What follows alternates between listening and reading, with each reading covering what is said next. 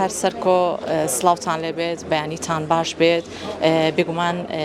لەم ڕۆژە مێژوویە لەم ڕۆژە لەبیر نەکراوەیە کە تاوانێکی هەرە گرنگ بەسەر دووبارە بەسەر نەتەوەی کووردا هاتووە کە ئەویش جینۆسایدی ئێزیدیەکانە بێگومان خوشک و برا ئێزیدیەکانمان بەشێکی زۆریان بێسەر و شوێن بوون یاخود بەشێکی زۆریان کۆچان کردو یاخود بەشێکی زۆریان گیانیان لەدەستداوە با بڵێن بێگومان ئەم کارە ساتە یاخود ئەم تاوانە قێزەونە کە بەسەر گەلی کووردا هاتووە هیچ کات لەبیر ناکرێت و لەبیر ناچێتەوە بۆیە ئەگەر هاتوو لە نێو هەموو هەواڵ و ڕووداوەکانی ڕۆژە کاتێک بیرمانیەتەوە گوێبیستی هەواڵێکی ناخۆش ئەبین هەمومان کە باسی سی ئاپ ئەکەین یادەوریەکی زۆر ناخۆش بە بیرمانیەتەوە کە ئەویش جینۆسایدی خوشک و برا ئێزیدیەکانمانە بەداخەوە لە ڕۆژێکی وەک ئەمڕۆدا لە سی ئابی 2014 پەرلەمانی کوردستان ئەم ڕۆژەی دەستنیشان کرد بە جینۆسایدی خوشک و برا ئێزیدیەکان هەر بۆیە ئەمە پەیوەندی هەیە بە تاوانێک یاخود ڕووداوێکی قێزەون و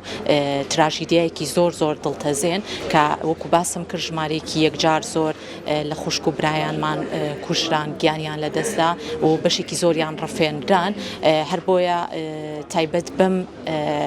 یادە یاخود تایبەت بەم تاوانە لە ساڵۆنی کوردستانی نوێ کۆڕێکی تایبەت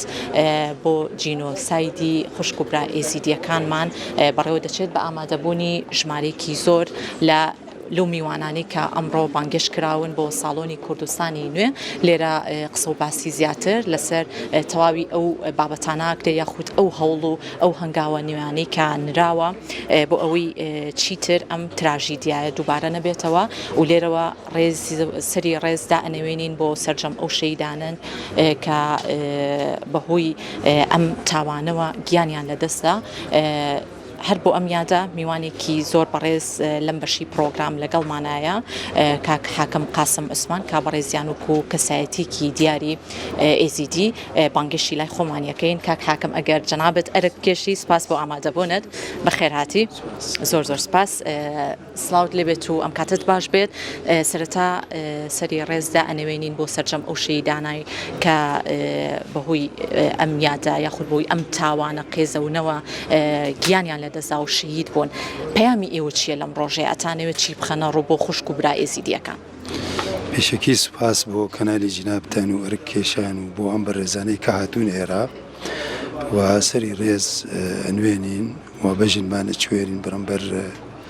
ئەو شەهیدانەوە و قوربانیانە ئێمە مەطالیبمان بەداخەوە کەس ئاگای لێ نییە یعنی مەطالیب زۆرە ئەوە 11 ساڵە ئەم کارە ساتە ئەم ئیبادە جەماعیە ڕوویداوە هەتا ئێستا منطقەی شنگال قەزای شنگال قایمەقایمی تێ نییە ئەوەدانکردن زۆر سستە ینی بە حکمی نینبوونە بە هەزارەها ئاوارەکان لە کەمپەکانی بەدینان ماون 11 ساڵ لەبەر سۆل و سەرما و گەرمایی هاوین و حتا مشکیان تێک شۆیە سایکۆلۆجییان تێک شۆیە منطقەی خۆیان زێدی خۆیان لە بیریان چۆیە ئێمە مەطالیبی ئێمە لە دەوڵەتی عراقیش و لە کوردستانیش ئەوەیە لە حزبەکانیش ئەوەیە کە کەمەک لە مەساڵحی خۆیان واز لێبێنن لە خزمەتی ئەم خەڵکە لێ قەوماوە لە خزمەتی ئەم خەڵکەی کە ئیبادە کراوە یعنی ئێستا سیراعێکی سیاسی لە شنگال هەیە لەسەر چی لەسەر لەش و شەرەفی ئەو خەڵکانە ئێمە هەموو مەطالیبی ئەو خەڵکە ئەوەیە کە ئەمنیەت بەرقرار بێ ئاوەدان بکرێ ئەو خەڵک بگەڕێ بێ زێدی خۆیان ئیدارە دروست بێ لەوێ ژیان ئاسایی بێ هەتا کەمێک لە بیریان چیە مشتانە بێگومان کاک حاکم ئەوەی کە هەیە لە وڵاتانی دەرەوە تا چەندە ئەم کەیسە بەنێو دەوڵەتی ناسێنراوە ئەبینین یاخود ئەوەی کە گوێمان لێ بۆ بیستمانە تەنها وڵاتی بەلجیکا دانی بەوە داناوە کە کەیسی جینۆسایدی ئێزیدیەکان بەنێو دەوڵەتی بناسێنرێت لە وڵاتانی تر تا چەند کار لەسەر ئەم کەیسە کاری باشی لەسەر کراوە نا بالعکس ینی لە پێش بەلجیکا ئومم المتحیدە خۆی لە قراری ژمارە 2-3-7-9 کە تیمی نێودەوڵەتی هات بۆ تحقیق مەجلیسی ئەمن قراریدا اعترافی کرد کە جینۆسایداوەی بەسەر ئێزدیەکان هاتووە لە شنگال. دوای ئەوە ئەمریکا خۆی کە دەوڵەتێکی زلهێزە اعترافی کردووە، بەریتانیا بە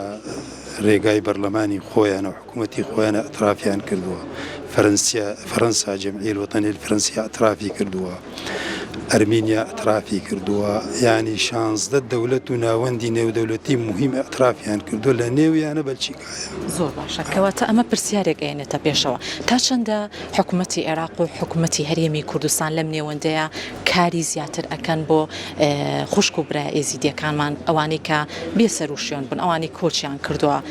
ئەوانەی ڕفێنراون بۆ ئەوەی دووبارە باوەش بکەنەوە بە خێزانەکانیان. ئەزانی حکوومەتی عراقی چی کردووە؟ قراری عفۆ دەرکرد هەتا تیرۆریستەکان دەرچین.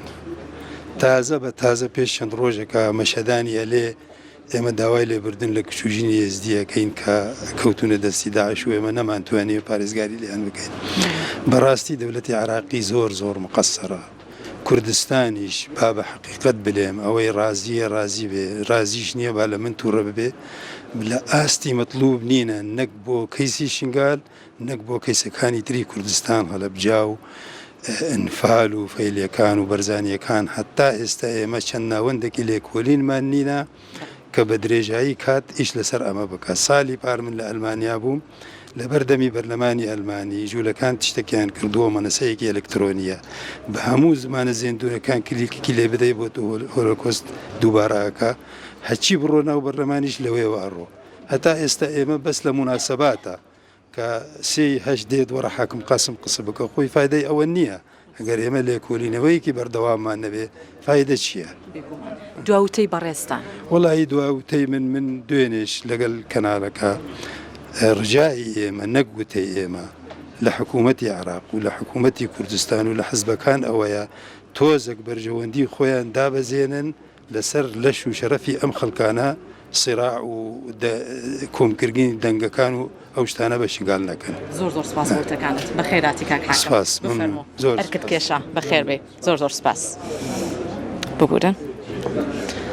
زۆر سپاس بۆ میوانەکەمان لەم بەشەی پرۆگرام. زۆر بەڕێز کاک حاکەم قاسم عوسمان کە بەڕێزیان وەکو کەسایەتێکی دیاری ئێزیدیەکان. سپاس بۆ وتەکانی بەڕێزیان، بێگومان هەمووان هیوادارین تاوانی جینۆسایدی خوشک و برا ئێزیدیەکانمان چیتر ئەو تراژیدیان ناخۆشە دووبارە نەبێتەوە، بەڵام سەرباری ئەوە وەکو لە زاری کاک حاکمیشەوە گوێبیستی بووین، هیوادارین حکوومەتی هەرێمی کوردستان بە دوواداچوونێکی زۆر باش یاخود هەنگاوێکی زیاتر بنێت بۆ باشترکردنی سەر و ماڵی یاخود ژیانی تەواوی ئەو خوشک و برا ئێزیدیانی کە کۆچیان کردو یاخود بێسەر و شوێن بوون یاخود ئاوەدانی ناوچەکە بەرەو هەنگاوێکی باشتر بنرێت.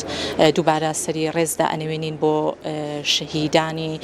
ئەو شیدانی کە لە جینۆسایدی ئێزیدیەکانە بێسەر و شوێن یاخود کۆچیان کرد و شەهید بوون، ڕوحیان شاد بێت و ئینشاءالله بە بەهشتی بەرینیان شاد بکات. ئەگەڕێنەوە بۆ ستودیۆ بۆ لای هاوکارانە.